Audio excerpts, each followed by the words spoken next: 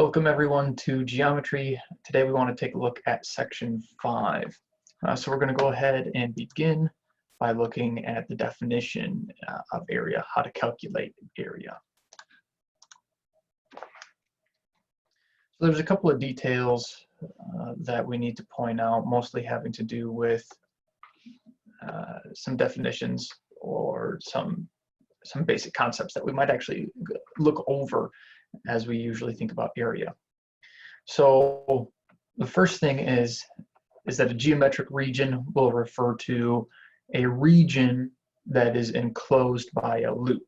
So if we have a geometric figure, okay, geometric figure that is closed, then the area of a geometric region is the region inside that geometric figure, right? But it has to be a closed loop figure. So we're not talking about lines, right?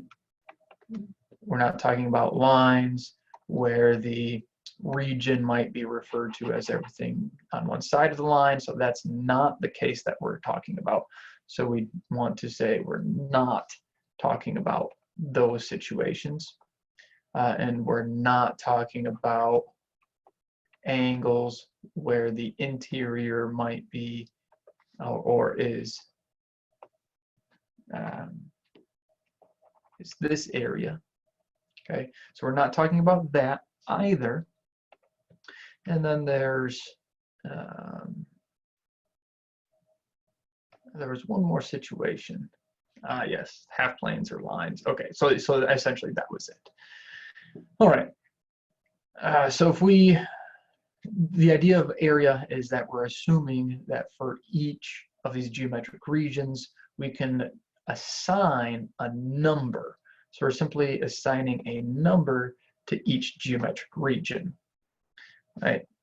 We are assigning or associating a positive number to each geometric region, and we're calling that the area. We'll use triangles to help us calculate area, and we'll use rectangles as well. Actually, I suppose we'll start with rectangles and then extend it to triangles and build up our shapes. But when we refer to these shapes, area of a triangle, area of a rectangle or parallelogram, right, a triangle is a set of 3 lines, and those lines have no area. So the area of a triangle, taken literally, doesn't make sense because it's 3 lines and lines don't have area. When we talk about the area of a triangle, what we're really talking about is the area of the interior of the triangle, because the interior of the triangle actually gives a region. The triangle is a geometric figure. Interior of a triangle is a geometric region. Excellent. So region versus figure. We want to be careful about that and the subtleties that we may look over. Excellent. So base, altitude, and height. So this is also in reference to a triangle. A base of a triangle is one of the sides. It doesn't matter which one, it's just one of the sides. And let's let L be the line containing the chosen base. So the base is a line segment, a side, and let L be the line containing that line segment.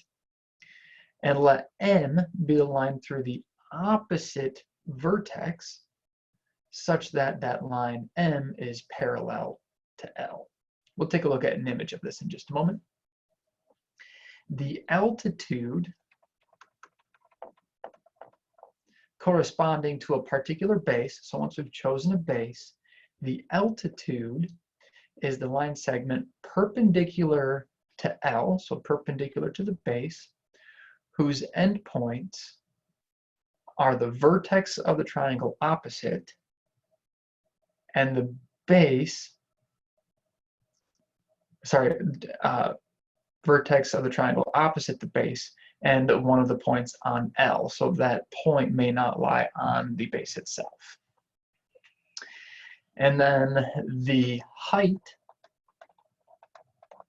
corresponding to the chosen base is the length of the corresponding altitude. So the length of the altitude gives us the height. And the length of the base gives us what we call typically the base. All right, so to see this in action here, right, if we designate AC as the base, right, using appropriate notation, so it's a line segment, AC is the base, then BF is the altitude. Again, BF having appropriate notation, line segment BF. Now, if we remove that bar, that refers to the length of the line segment. So BF is the height of the triangle, as well as XY, right? Because it's just the distance between these two parallel lines. Excellent. And also, if we were to choose, let's say we had a triangle that looked like this, and let's call this A prime, B prime, and C prime. If we chose AB to be the base, then the height or the altitude would actually be this line right here, because our line L would be that, and again this line here would be the altitude. So it's not necessarily that both points are on the triangle. The second point may just be on the line L. That's what I was referring to up here when we were talking about the altitude. Excellent. So we can define a base and altitude of a rectangle, trapezoid, and parallelogram in a similar fashion. So essentially it works out to be the same definitions. You choose a base. Once you've chosen a base, the altitude is just up to the highest point. Okay. Or the altitude is a line perpendicular to the base, which reaches to the highest point. So then we want to take a look at some properties that we are hopefully already familiar with and should make sense to us, rather intuitive, that is. So if two regions are congruent, that is, they have the same size and the same shape, okay, so the area of the region is the same, the boundary of that region, of those regions are the same, that's congruent. Two regions that are congruent have equal area. Excellent. If a region R is the union of two non-overlapping regions, remember regions are a collection of points, so if we take one set of points and union it with another set of points, the area given by those sets of points can be given as, oh, and it looks like I missed some notation here, because area is given by a fancy A. Did I miss that?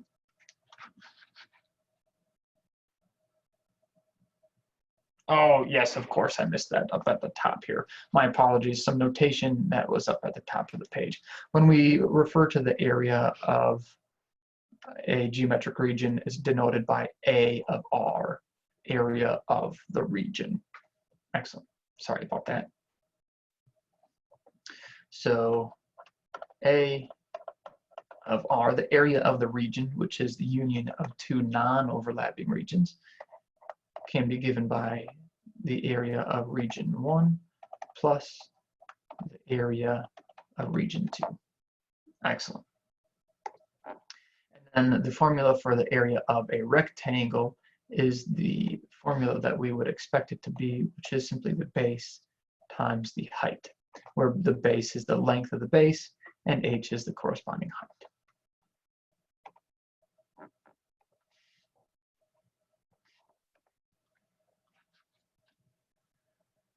All right, so we have the formula for the area of a rectangle. We want to develop the formulas for some other areas. And the first one that we'll take a look at is the area of a parallelogram. So when we want to find the area of a parallelogram, we want to create a rectangle from it. So what we want to do is we want to chop the rectangle right here, cut it. And what we get is a triangle. And this triangle, we will take and we will move it to right here. So what we'll do is I will trace out this piece. Try this again. All right, so if I take this portion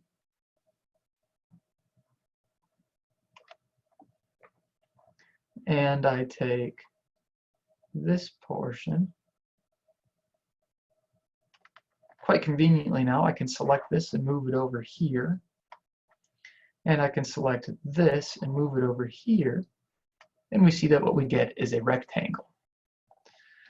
Of course, this has the same height, so this height is given still here, and this is still the base, right? We didn't remove anything from the base, we didn't remove anything from the height, we just took this triangle and moved it over there. So the area corresponding, or the area for a parallelogram is simply given by area is equal to still base times height. Doesn't actually change anything at all. Excellent.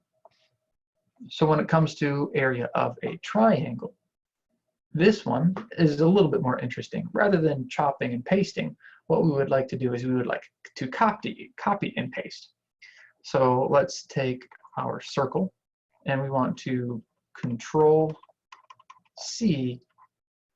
Sorry, we don't want to take a circle. We want to take this entire triangle. We want to copy it and we want to paste it over here. When we do that, we're also going to rotate it 180 degrees. So I don't have the ability to rotate 180 degrees, I don't think. Let me write that down. No, it won't let me rotate it. Let me shrink, but can't rotate. Oh, actually, I can. Oh, here we go. Let's get rid of that guy and let's make this triangle here. All right, so there's our triangle. And what I'd like to do is I'd like to move it now and rotate it 180 degrees. Close enough. All right, excellent. And then I can move it, put it right there. And what we have now is a parallelogram. The base of this parallelogram is the base of this triangle. The height of the parallelogram is the height of the triangle. So now that we have this, we can observe that the area of the parallelogram is base times height. So the area of the triangle should be half of that because I copied it and pasted it. So I've got two of them, right? This is fitting within our property here. The area of our parallelogram is the area of these non-overlapping triangles. So we want to, right, this one plus that one, but this is the total area, base times height, and these are equal. So I want to just take that and divide it by 2 because they both contribute equally. So it accounts twice for the area. So 1/2 base times height. And that is exactly what we have here. The area of a triangle is 1/2 of the base times height. Excellent. So we're going to pause right here for a moment and we'll pick back up talking about scale factor and area factor in just a little while. So I'll see you guys in the next video.